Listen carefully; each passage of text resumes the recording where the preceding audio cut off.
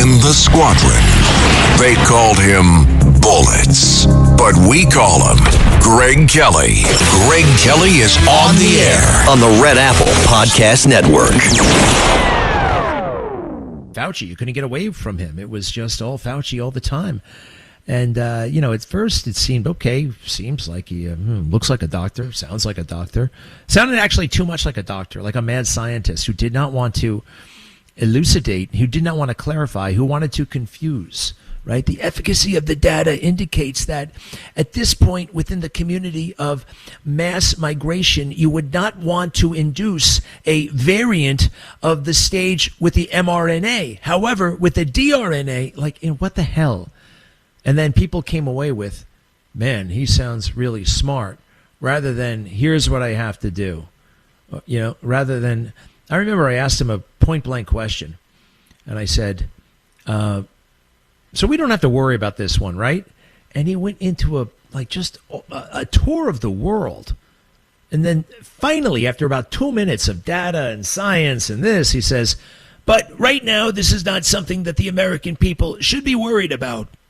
Well, I'm looking at his emails, and he was, I guess, was he worried? Well, he was consumed. He was consumed by this.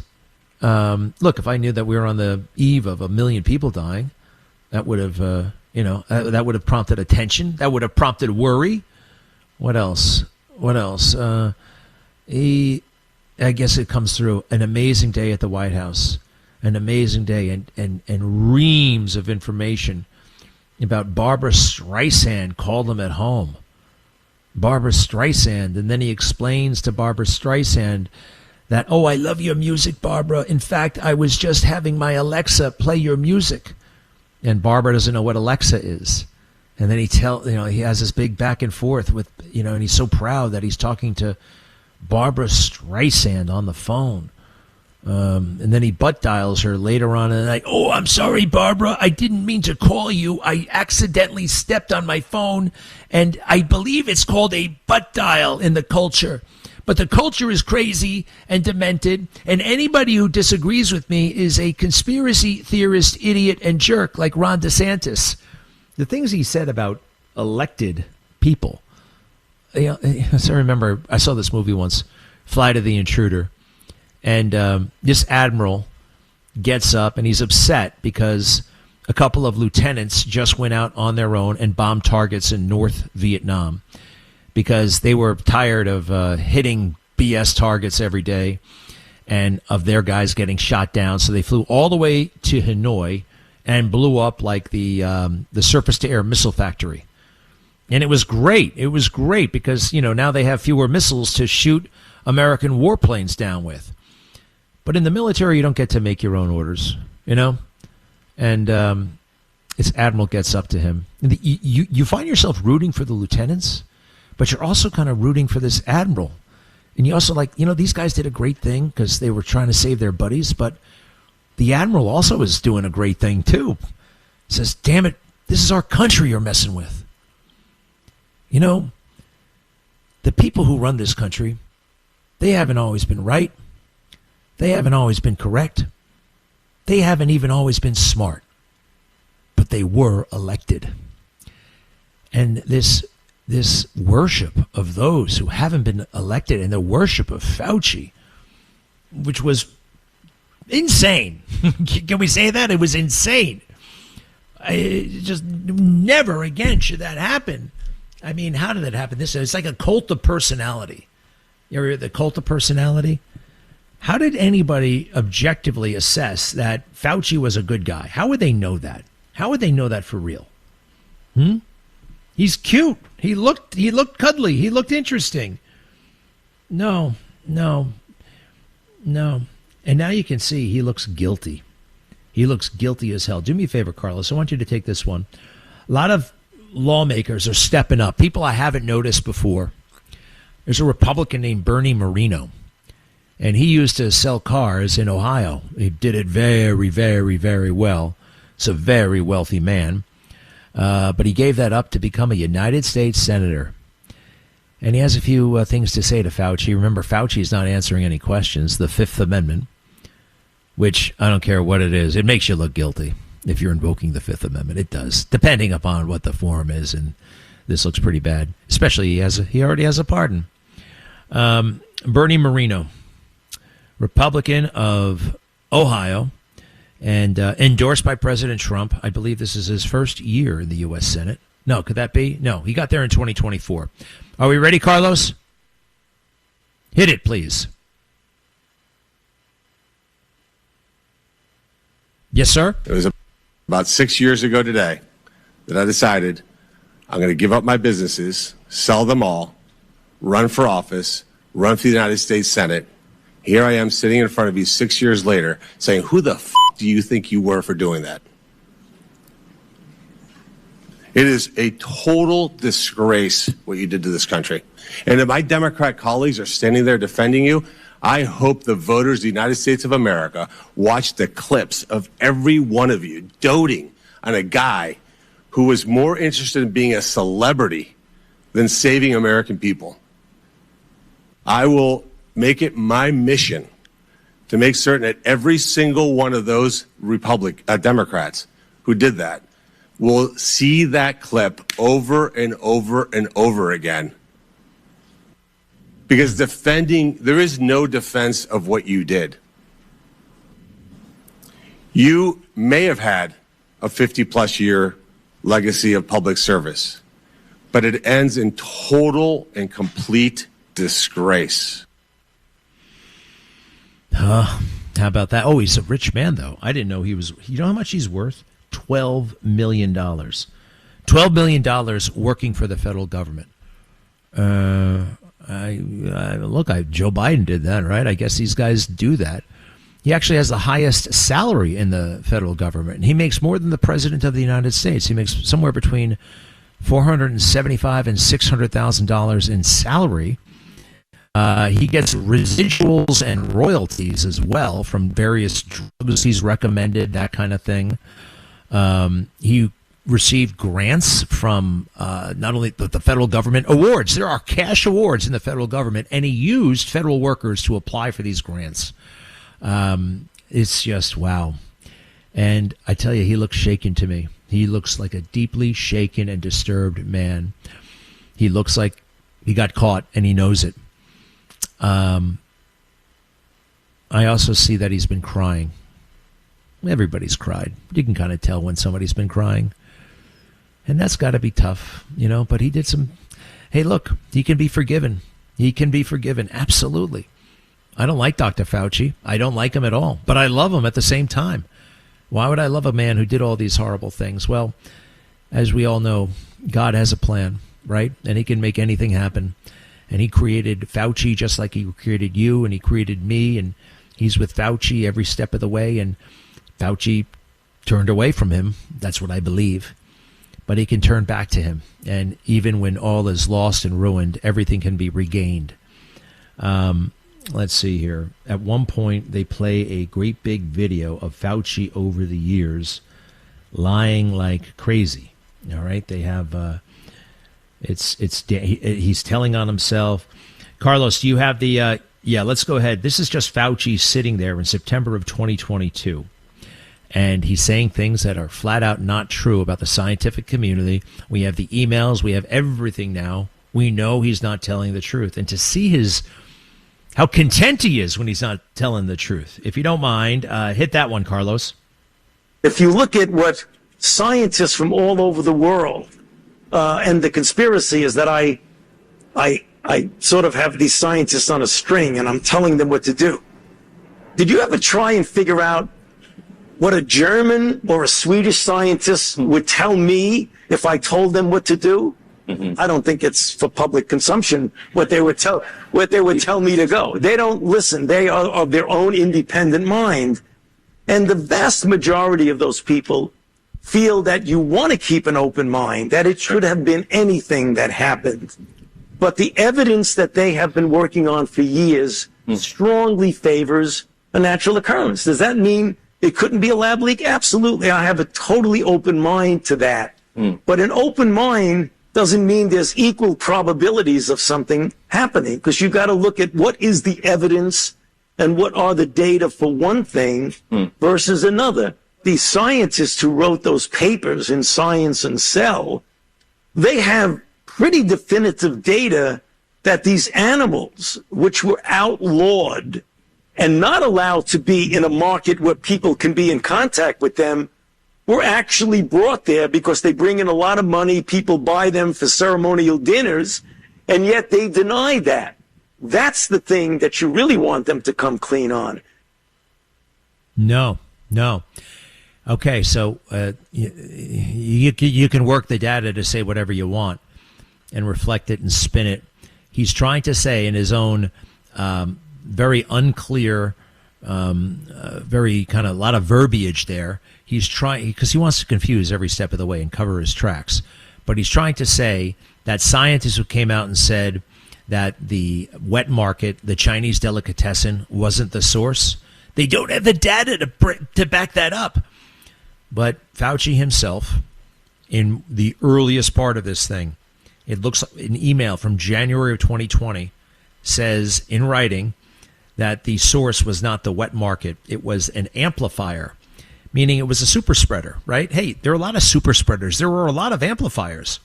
Remember Amy Coney Barrett when she was nominated to the Supreme Court and they had a party at the White House? That was an amplifier where it helped the disease spread. But it wasn't the origin. And the guy is lying right there. He is totally lying. I have it right here, his own words. He knew it. And he knew this also was a major point of contention. Now, why would he lie about that? Because he wanted people to not look at the Wuhan lab. Because the Wuhan lab had received funding from this National Health Center thing that Anthony Fauci cut checks to. All right. NIH funded a nonprofit that sent money to the Wuhan. And he did it to circumvent a prohibition against gain of function research that had been imposed by the Obama administration. And it's a wonderful thing to have access to the truth. Bad for him. Bad for him. All right. I want to give you a little taste of Rand Paul as he starts pulling out the receipts. Go ahead, Carlos, please. We had hoped to hear testimony from Anthony Fauci today. We haven't, but I think it's important that we do hear from him. So we will have a video we'll play in a moment. For years, Anthony Fauci has been the public face of saying this in all likelihood came from nature. He kept saying, it's the marketplace, it's the marketplace, it's the marketplace. He's been saying that on television up until recently. But what we find is that what he was saying in public is different than what he was saying in private. In January, in private, he wrote that looks like the wet market was a super spreader event. It didn't originate there. We know that some of the earliest deaths and sickness came from somewhere else. But then for years and years, we got dishonesty. So let's play the video so we can see a little juxtaposition of the problem we're dealing with.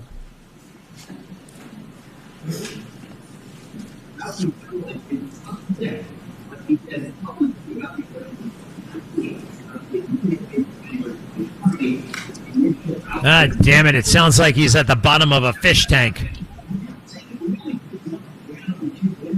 When I was watching this on cable, I assumed that somebody... you can't hear it very well. You can't hear it very well. I'm going to find a better example of it. But it's more examples of him trying to take attention away. I have an open mind, but the data is wrong. What? Okay, all right. Let's see if we can find another version of that. But it's hot stuff, and there's more hot stuff to come. And once again, Senator Moody, what's her name? Ashley Moody down there in Florida. Very, very impressive. Reminding everybody, that you work for us, the people. And they have contempt. They have contempt for us. And they openly despise us. Fascinating. It's all about us, though. It's all about us. The men and women of the National Institute of Health, right? The men and women, these bureaucrats, the way they talk about themselves and the way some elected people talk about them. Oh, forgive me, I'm just a crummy politician, but you guys, you're the experts. In America, the people are actually the experts. The people always know best. Be right back. Greg Kelly on the Red Apple Podcast Network. All righty, 800-848-9222, 800-848-9222. President Trump wants to close all travel from China, but Bob and I think this is a bad idea, and we'll tell him so tomorrow in the meeting. This was like the best thing that happened in the pandemic, and President Trump was right. He said we got to shut down the travel from China. They got a crazy new disease over there. We don't want people. What we recommend, Mr. President, is that 17 airports specially designed to screen and evaluate for foreign sickness be designated as the incoming locations for comorbidity patients. Shut the hell up with your mumbo jumbo. I don't want anybody coming in here from China. Well, in my experience, that could possibly alienate certain communities who would question whether the xenophobia. Well, wait, what? You're a doctor. What do you care about xenophobia? Hey, a few months into the pandemic, Black Lives Matter, right? Protests all over the place. People not social distancing. Masks going away. What about that one? Well, when you look at the efficacy of a pantagen within the social context, a social justice movement could be seen as an ameliorative effect on the physical as well as the psychosomatic aspect of the pandemic. What? He said stuff like this. He said he endorsed people going outside during the pandemic. He endorsed, you couldn't go to the beach in May, but once George Floyd got killed, you could go into the street in June and burn down a police station. How is my Dr. Fauci? I used to be better because we listened to him more often, right? You know, we were hanging on his every word. Oh, you know who he's jealous of in his little diary here? Guess who? Cuomo. When Cuomo started getting a lot of good press. Wow, those guys. Wow, oh boy. Yeah, he was jealous of him. And jealous of a lot of people. Jealous of my friend Dr. Atlas. Got him fired.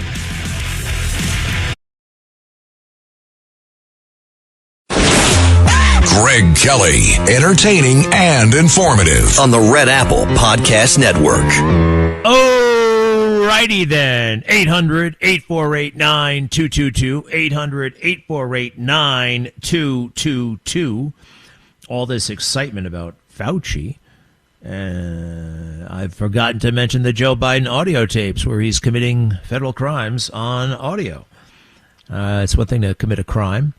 But when you're saying it directly into a tape recorder, I shouldn't be doing this, but this is classified information, and I had it in my... Wait, how does he talk?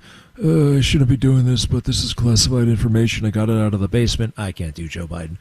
And so I shouldn't be showing it to you, but here it is anyway. Here it is. Here it is. He showed it to his ghostwriter, some dude. Didn't have a security clearance. You know, if you believe that this was so incredibly important with Donald Trump, right?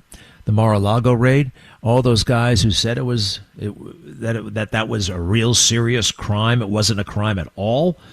Let's just go through a couple of those moments. I think I got some around here. Listen to this one. Cut 5, if you don't mind. Cut 5. Can I ask you two things about that lunch? One is that when he said, I'm very protective of your legacy and your image. He was worried that I would get into, I think it was all about him trying to talk me not running. Yeah. And he was worried that if I got started with this draft Biden thing, I let it get out of hand, couldn't go anywhere. It would tarnish my image, tarnish my legacy. And so he wanted to make it clear that he was, quote, very protective of my legacy, very protective of my image. Yeah, no. He knew you were corrupt, and he knew it would all come out. Let's see here. This is where he tells his ghostwriter that he didn't turn over a lot of his presidential documents, which you're supposed to do. And listen to how the ghostwriter characterizes that. Cut 6, if you don't mind, please. This is probably something that goes to the presidential papers. I don't think so. It was in between. I didn't want to turn them in. Right. So that's the gray area. Gray area. I didn't want to turn them in. You're supposed to, especially as the vice president. None of that crap is yours. And then there's legal precedent for the president taking whatever the hell he wants. It's within the president's discretion. There's a huge difference between Article 2, right? That spells out the president's power. Vice president gets to do about two things: break ties in the Senate, and I think that's it. Maybe it's just one. Take over if the president dies. There's another one here, if you don't mind. Well, look, once he got nailed for this, he blamed his staff, which is a double whammy kind of lie. All right, here's Joe Biden blaming his staff for putting all the secret documents in his basement. The staff went into your basement? Really? Okay, all righty. Cut 7, please. Do you take responsibility for at least being careless with classified material? I take responsibility for not having seen exactly what my staff was doing. It goes in and points out things that appeared in my garage, things that came out of my home, things that were moved not by me, but my staff. My staff. My staff. Okay, not by you, but by your staff. Okay. And here's his own lawyer, a guy named Bob Bauer, saying the same thing. By his staff. Cut 8. He was saying staff was clearly involved, responsible for the packing. We don't see presidents and vice presidents during transitions packing boxes. But he recognizes now when he looks back on it, maybe more involvement on his part was necessary because it didn't go the way he thought it should have gone. Oh, Joe Biden, it didn't just go the way he thought it should have gone. And he probably should have just made sure that the people were, so Joe Biden should have done that. Yeah. The only problem is we don't know that vice presidents and presidents don't pack their own belongings because Joe Biden did. Joe Biden, it's right in the Her report, page 153. Joe Biden was seen packing boxes himself and loading them himself onto the moving van. It's incredible. One box at a time, right onto the truck. And not only that, they have the receipt from the moving company, Georgetown Movers. And on the receipt, it says family touch only. Like certain rooms, only the family. Joe Biden was there the entire day. He wanted to make sure all that stuff, right? He had to keep his eyes on it. He loaded the truck himself. Why would he do that? He didn't want them seeing all the classified stuff that he was illegally taking home. And then for him to pretend he was outraged about what President Trump, the Mar-a-Lago stuff. You know what you should be outraged by? The FBI trying to set him up. The FBI and the deep state setting up our president. By the way, he was very good yesterday at Lindsey Graham's funeral. I was right, by the way. I don't know if you saw, I made a video about it. He has a second funeral today in South Carolina. He died 18 days ago. 18 days ago. Ruth Bader Ginsburg, it was about 6 weeks. Let's see here. Brian Sicknick, the Capitol Police officer who died of natural causes the day after January 6th. It was almost a full month between his death and the funeral. Now, it wasn't always like this. It's like this when you want to make a political point or drag something out if you want to say, I don't know, delay the replacement of a Supreme Court justice. Well, President Trump, he can't nominate anybody before she's in the ground. How bad would that be? No. We don't play that game anymore. Shut up. Okay. Pope John Paul II died on April 2nd. He was buried 4 days later. Okay, John F. Kennedy died on the Friday. He was buried on a Monday.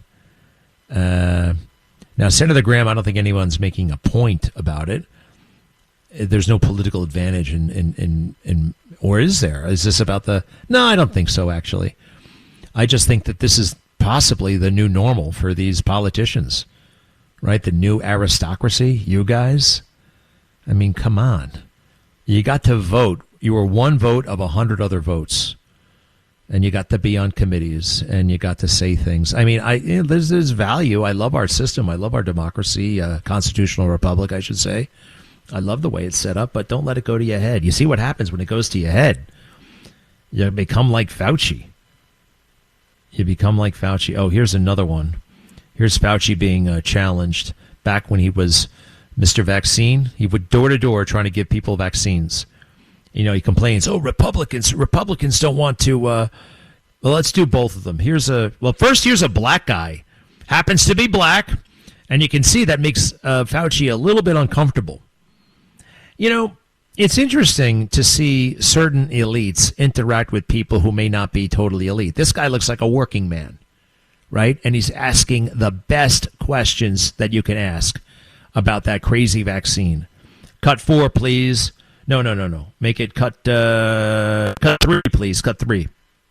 The people in America are not settled with the information that's been given to us right now. So I'm not going to be lining up taking a shot on a vaccination for something that wasn't clear in the first place. And then you all create a shot in miraculous time.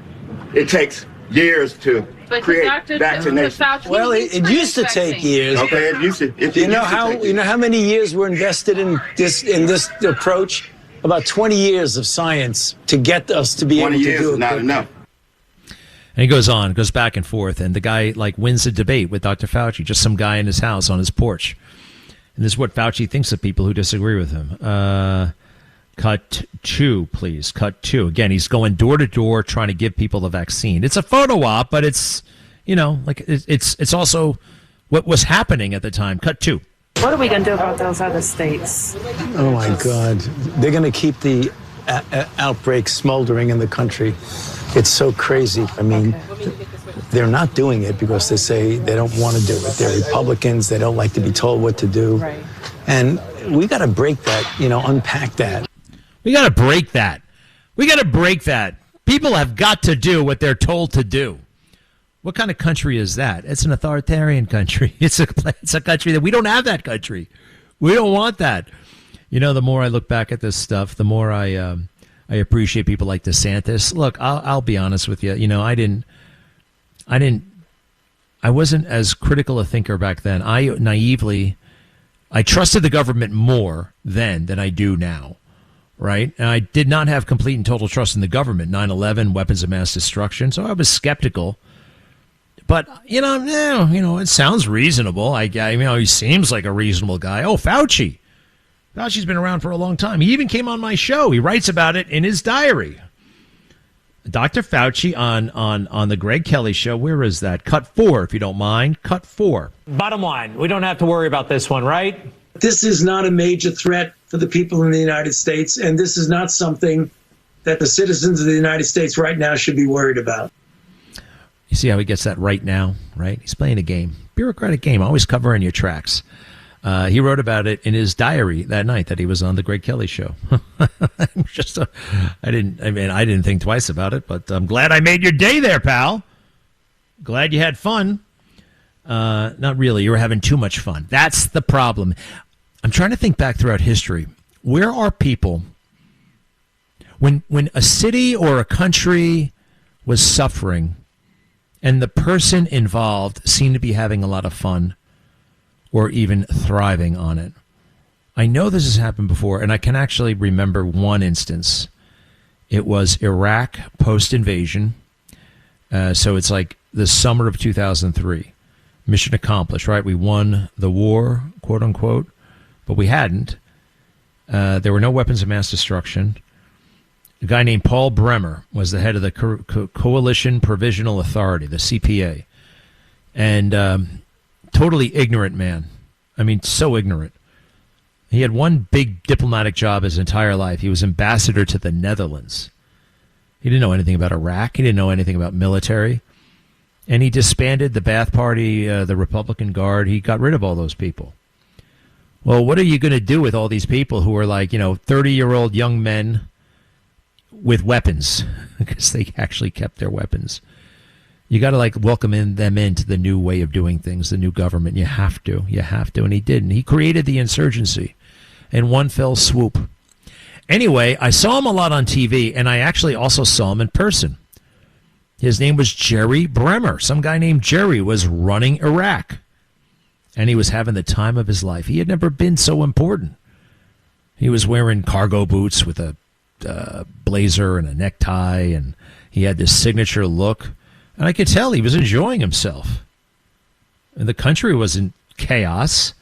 Military wasn't enjoying itself. I wasn't particularly enjoying myself, but I'm glad you're enjoying all the attention. Anybody think of any other example? It would be like a coach who's having a blast as his team is losing. So it's not that easy to find. But you found it in Fauci. You found it in Paul Bremer. Somebody said Rudy Giuliani. No, that does not count. Here's the beautiful thing about Rudy.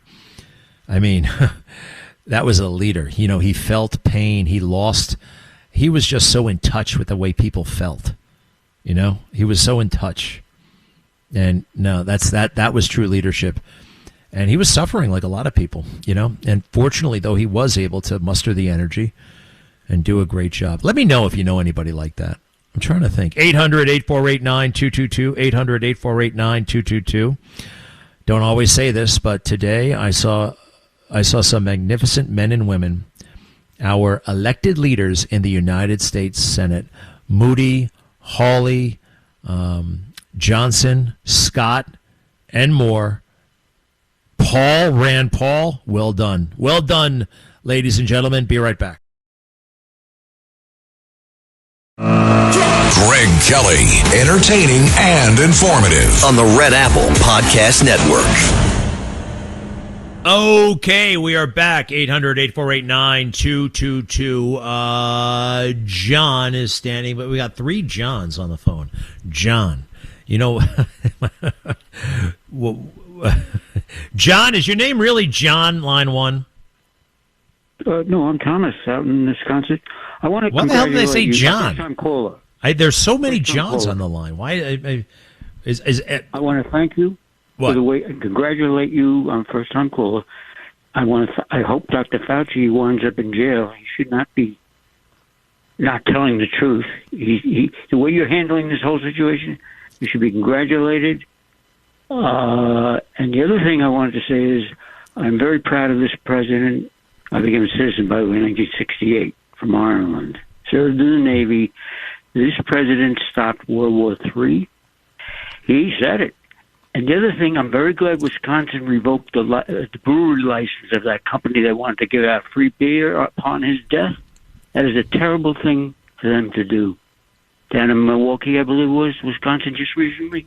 I read it in today's Post. I missed that one. Wait, there was a company in Wisconsin that wanted to give out free beer the day that who died? And President Trump, the day he died. Nasty. And the state of Wisconsin revoked their brewery, their liquor license, saying you can't come out and say that. I mean, maybe you can get away with that in Russia. But anyway, I want to thank you, and Dr. Fauci should be ashamed of himself for not telling the truth. Well, thank you, John. And if you look at him, I think he is ashamed. I think this kind of got through to him. I do. But we'll see. Thank you, sir, very much. Okay, let's go to John on line 5. Maybe our guys are taking a short. John, hello. Are you John? This isn't actual John. I'm a Johnified John, bonafide John. All right.